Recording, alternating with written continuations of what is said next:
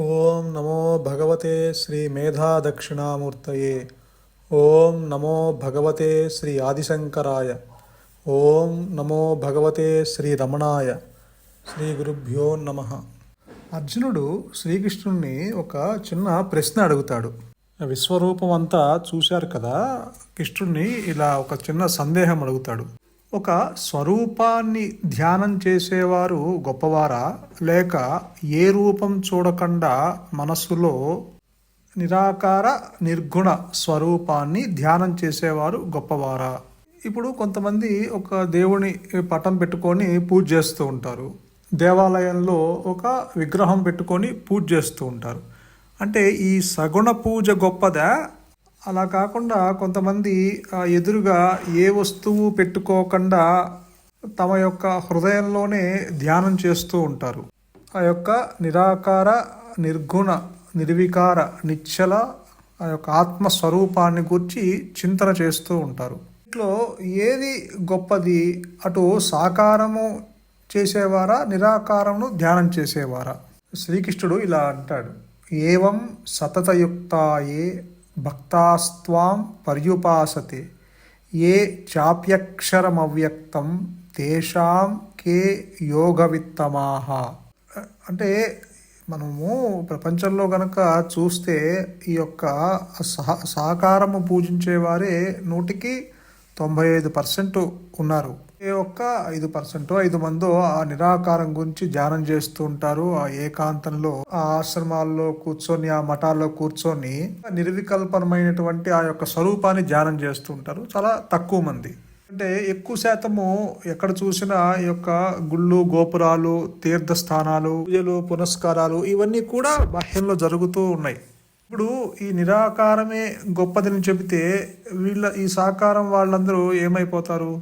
ఆ 90% నిరుత్సాహపడిపోతారు. ఎందుకంటే ఆ శ్రీకృష్ణ పరమాత్మ బాగా ఆలోచించి ఎవరికి దెబ్బ లేకుండా, నాయన అర్జున, ఇద్దరూ గొప్పవారే, శ్రద్ధతో ధ్యానం చేసేటువంటి వారు గొప్పవారు అన్నారు. శ్రద్ధ అనే దానికి అక్కడ ఆ భగవాన్ వాల్యూ ఇచ్చారు. సాకారం ఏంటి, నిరాకారం ఏంటి, 2 ఫలితాలు ఒకే ఫలితాలు ముందు ముందు కలగచేస్తుంది. సాకారము పట్టుకుంటే అది ఎట్టకేలకు మళ్ళీ నిరాకారానికి తీసుకువస్తుంది. ఆ యొక్క నిరాకారం నుంచి ఆ యొక్క ఆత్మ అనుగ్రహంతో తనకు తానుగా ప్రకటిస్తున్న స్థితి అప్పుడు ఏర్పడుతుంది. శ్రీకృష్ణుడు ఏం చెప్తున్నాడంటే, సాకారము తక్కువని మనము ఎట్లా చెప్పగలం చెప్పండి?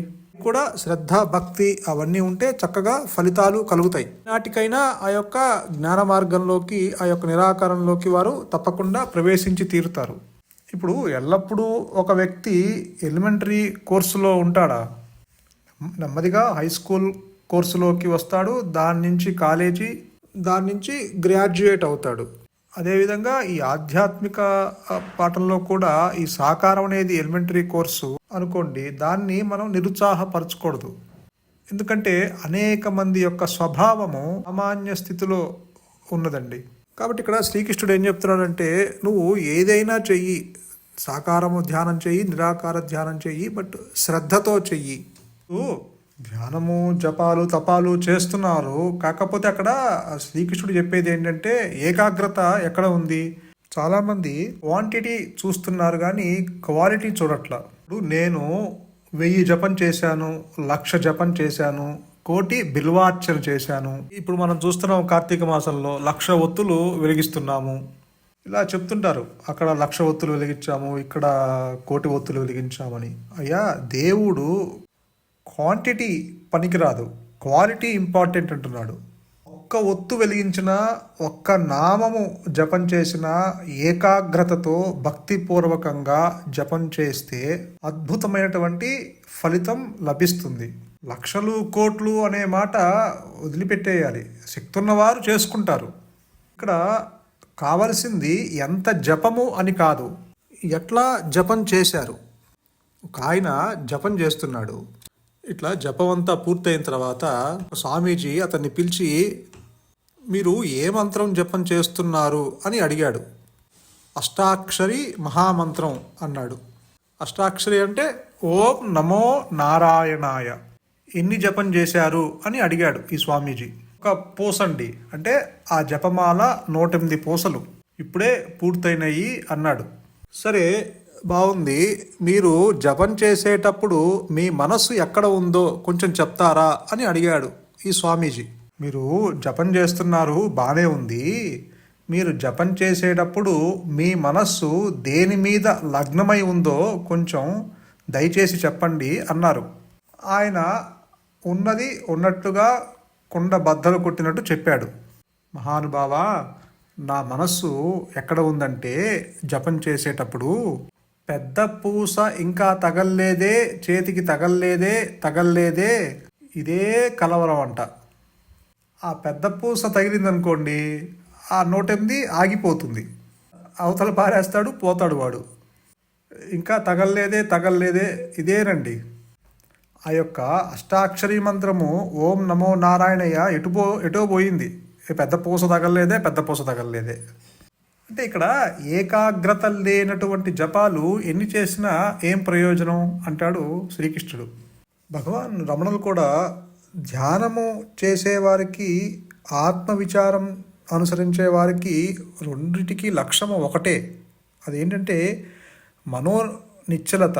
అంటే నీ మనస్సుని నిశ్చల స్థితికి తీసుకురావడానికి నువ్వు ఏ మార్గమైనా ఎంచుకో, కానీ నీ మనస్సుని నిశ్చల స్థితికి తీసుకురావటానికి ఒకరికి ధ్యానం వల్ల, మరొకరికి విచారణ వల్ల, అలా వారి వారి స్వభావం బట్టి వారు ఆ మార్గాన్ని ఎంచుకుంటారు. రమణుల దృష్టిలో ఏ అభ్యాసము లేకుండా ఉండటం కన్నా ఏ మార్గమైనా అనుసరించటం ఉత్తమం అంటారు. నిజానికి ధ్యానము అంటే ఇతర భావాలని విడిచి ఒకే ఒక భావంపై మనస్సుకి ఏకాగ్రత కలిగించటం. అలా చేయగా చివరికి ఆ ఒక్క భావం కూడా నశించాలి. అంటే ఇక్కడ త్రిపుటి నశించాలి. సాధకుడు ఏ మార్గాన్ని ఎంచుకున్నా, ధ్యాన మార్గాన్ని ఎంచుకున్నా, విచారణ మార్గాన్ని ఎంచుకున్నా, మరి ఏ ఇతర మార్గాల్ని ఎంచుకున్నా మనస్సుని నిశ్చల స్థితికి తీసుకురావటానికి ఉపయోగపడతాయే తప్ప ఆత్మ సాక్షాత్కారానికి దారితీయవు. గురువుగారు కూడా ఏమనేవారంటే, నిజానికి నీ స్వరూపము ఏదైతే ఉన్నదో ఆ జ్ఞానము, ఆ ఆత్మ తనకు తానుగా అజపం చేస్తూ ఉంది నిరంతరంగా. అహం అంటూ నేనున్నాను అంటూ అజపం చేస్తూ ఉంది. అది నిజమైన ధ్యానము, అదే నిజమైన ధ్యాన స్థితి. ఇక్కడ ఈ జీవుడు ఈ మాయా నేనుతో, ఈ అహంకారంతో ఎంత ధ్యానం చేసి మనస్సుని నిశ్చల స్థితికి తీసుకువచ్చినా అక్కడ అహంకారము మిగిలే ఉంటుంది. నీకు ధ్యానంలో ఎన్ని అనుభవాలు కలిగినా, నువ్వు ఎన్ని లోకాలు ప్రయాణించినా అది ఇవన్నీ అహంకారపు చేష్టలే. ఎందుకంటే అక్కడ ఈ నేను అవన్నీ గుర్తిస్తూనే ఉంది. అంటే ఆ నేను అక్కడ ఉన్నదన్నమాట. కాబట్టి నువ్వు చేసే ధ్యానము ఒక భావాన్ని విడవకుండా ఉండటమే ధ్యానం అంటే. ఆ ఒక్క భావము ఇతర ఆలోచనల్ని రానియకుండా చేస్తుంది. ఎందుకంటే మనస్సు అటు ఇటు పరిగెత్తటం దాని యొక్క లక్షణం, దాని యొక్క బలహీనత. దానికి ఏదో ఒక వ్యాపకం కావాలి. నిజానికి ఈ మనస్సులో వచ్చే ఆలోచనల వల్ల నీకేమీ ఇబ్బంది లేదు. కానీ నువ్వు ఆ ఆలోచనలకి పట్టు బలం కావాలంటే అవి కొంత ప్రాపంచిక విషయాల్ని పట్టుకుంటుంది. ఎప్పుడైతే ఈ మనస్సుకి విషయాలు కనుక స్ఫురిస్తూ నువ్వు బయట తిరుగుతూ వాళ్ళిట్లా అన్నారని వీళ్ళిట్లా అన్నారని, లేకపోతే నీ మనస్సు ద్వారా ఈ ప్రాపంచిక విషయాలు గ్రహించి నువ్వు స్టోర్ చేసుకుంటున్నావు. అప్పుడు ఈ మనస్సు ఏం చేస్తుంది, వాటిని ఆ యొక్క ఆలోచనల ద్వారా ఆ విషయాలని గట్టిగా పట్టుకుంటుంది. ఎవరో ఇట్లా అన్నారని, ఎవరో విమర్శించారని, లేకపోతే ఎవరో తిట్టారని, లేకపోతే ఎవరో నిన్ను అవమానపరిచారని, ఎవరో ఇలా రాగద్వేషాలు కూడగట్టుకొని ఆ యొక్క ఆలోచనలు, ఆ యొక్క విషయాల్ని గట్టిగా పట్టుకొని వాటిని స్మరిస్తూ ఉంటుంది. అప్పుడు నీకు దుఃఖం ఏర్పడుతుంది. ఎప్పుడైతే ఈ ఆలోచనలకి, ఆ విషయాల్ని పట్టుకోకుండా ఒక నామాన్నో లేదా ఒక రూపాన్నో నిరంతరము నువ్వు ఒకే ఆలోచనతో ధ్యానిస్తూ ఉంటే అది కొంత మేలు జరుగుతుంది. అంటే అక్కడ ఏకచింతన ఏర్పడుతుంది. అంటే అప్పటిదాకా ఈ యొక్క మనస్సు ఆ యొక్క ప్రాపంచిక విషయాల్ని ఆలోచనల ద్వారా అది పట్టుకొని ఆ విషయాల వైపు వెళ్ళి అవి గతాన్ని స్మరిస్తూ లేకపోతే భవిష్యత్తును ఊహిస్తూ నీ మనస్సు నిరంతరము ఏదో విధంగా కలత చెందేలా చేస్తుంది. నీకు ఒక దుఃఖాన్ని అశాంతిని ఏర్పరుస్తుంది. దానికి బదులు నువ్వు ఏదన్నా ఒక రూపాన్నో నామాన్నో గట్టిగా పట్టుకుంటే అది మనస్సు ఆలోచనలు ఏమవుతాయంటే నెమ్మదిగా ఆ విషయాల నుంచి ఈ యొక్క రూపాన్నో నామాన్నో ఆ యొక్క ఏకచింతనని గట్టిగా పట్టుకుంటుంది.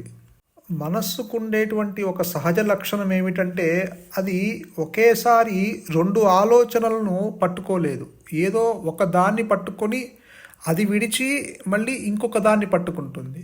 కాబట్టి నువ్వు పట్టుకునే ఆలోచన ఏదైతే నువ్వు ఏకచింతన చేస్తున్నావో అది ఏదన్నా నీ యొక్క రూపాన్నో లేక రామున్నో కృష్ణున్నో గాయత్రీదేవునో లేకపోతే నిరాకార ధ్యానమో ఏదో ఒక దాని మీద అది లగ్నం చేసినప్పుడు అది విషయాల వైపుకు వెళ్ళకుండా ఈ ఏకచింతన వైపే ఉంటుంది. అప్పుడు ఆ మనస్సు అటు ఇటు పరిగెత్తటం ఆపేసి ఆ ఏకచింతన చేయటం వల్ల దానికి బలం చేకూరుతుంది. అలా ఏకచింతన చేయగా నీకు అది కూడా వదిలేసి ఆలోచన లేని స్థిరమైన నేపథ్యం నెలకొంటుంది. గురువుగారు కూడా ఏం చెప్తారంటే ఆలోచనలు లేని మనస్సే ఈ ఆత్మ. ఇప్పుడు నేను అంటే మనకి ఇక్కడ దేహాత్మ బుద్ధి స్ఫురిస్తుంది. కానీ అసలు నీ స్వరూపం ఏంటంటే ఆలోచనలు లేని అన్యత్వము లేని జ్ఞానవృత్తి చేత ఎరుక లేక ఉనికితో కూడి అహమహమంటూ పరిధులు లేక అనంతంగా నిరాకారంగా నిర్గుణంగా వ్యాపించి ఉన్నది. అది నీ హృదయంలోనే తిష్ట వేసుకొని కూర్చున్నది. అంటే దానికి ఆలోచనలు లేవు. ఆలోచనలు లేకపోవటం వల్ల దానికి అన్యత్వం లేదు. దానికి జ్ఞానవృత్తి ఉన్నది కాబట్టి అది ఎప్పుడూ తన్ను తాను తెలుసుకుంటూ ఉంటుంది. ఇక్కడ ఈ మనస్సు ఈ మాయా నేను రకరకాల వృత్తులు దీనికున్నాయి. అంటే అది బయట వీటిని తెలుసుకొని ఇప్పుడు నాకు ఎవరన్నా కనిపించారనుకోండి, చిన్ననాటి స్నేహితుడు, అది ఆల్రెడీ రిజిస్టర్ అయి ఉంటుంది. అంటే అక్కడ ఒక వృత్తిలాగా అది ఏర్పడుతుంది.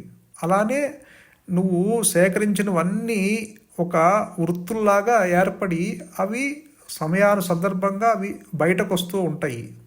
అంటే ఈ వృత్తుల చేత నువ్వు బాహ్యంగా నువ్వు గుర్తిస్తున్నావు అన్నీ. కానీ ఆత్మకి ఉన్న జ్ఞానవృత్తి చేత అది తన్ను తాను తెలుసుకుంటుంది. అంతే తప్ప దానికి బయట బాహ్యంగా వేరేది దాంతో సంబంధం ఉండదు. కాబట్టి నీ స్వరూపము ఆలోచనలు లేకపోవటం వల్ల, ఎరుకతో కూడి ఉండటం వల్ల ఇప్పుడు నువ్వు ఏదైతే ఈ అహంకారంతో ఒకే ఏకచింతనతో మొదలయ్యి అక్కడి నుంచి భావశూన్యతకి రావటం వల్ల, అంటే అక్కడ ఆలోచన లేని స్థితే ఆత్మ అని గురువుగారు చెప్తున్నారు. కాబట్టి అక్కడ ఆ కాన్షియస్నెస్, ఆ ఎరుక అక్కడ అంటే ఆ స్వరూప జ్ఞానము ఏదైతే ఉన్నదో అది జ్ఞానవృత్తి చేత అహమహమంటూ తనకు తానుగా ప్రకటిస్తున్న స్థితిని నీ స్వరూపంగా గ్రహించేటట్లు నిలిచేటట్లు అనుగ్రహం చేత అది ప్రకాశిస్తూనే ఉంటుంది అన్న స్థితి ఏర్పడుతుంది.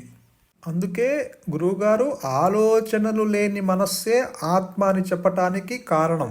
కాబట్టి నువ్వు జ్ఞాన మార్గమైన, విచారణ మార్గమైన, ధ్యాన మార్గమైన నువ్వు ఆలోచనలు లేని స్థిరమైన స్థితిలో కనుక నువ్వు తీసుకురాగలిగితే నీ యొక్క మనస్సుని, నిజానికి ఇదంతా ఆ యొక్క ఉనికి లేక ఎరుక ఆధారంగా జరుగుతున్నాయి. కాబట్టి ఎప్పుడైతే నీ మనస్సు నిశ్చల స్థితిలో ఉన్నప్పుడు నీ స్వభావము కూడా నిశ్చల స్థితి కాబట్టి అక్కడ అనుగ్రహం చేత ఈ అహంకారాన్ని లేనిది లేనట్టుగా మట్టుబెట్టి తన యొక్క స్వరూపాన్ని నీ స్వరూపంగా అక్కడ ప్రకాశించేటట్లు అది ఆ స్థితి ఏర్పడుతుంది.